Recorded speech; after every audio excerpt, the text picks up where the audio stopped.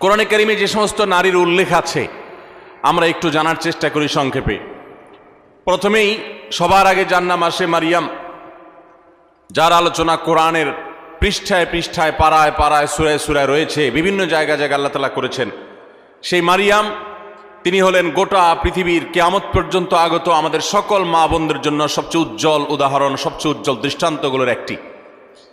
কোরআনে মারিয়ামের পাশাপাশি আমাদের মা, মুমিনদের মা উম্মুল মুমিনিন নবীপত্নী আয়েশা রাদিয়াল্লাহু তাআলা আনহা, তার সম্পর্কে সূরা নূরে কয়েকটি আয়াতে আল্লাহ রাব্বুল আলামিন আলোকপাত করেছেন।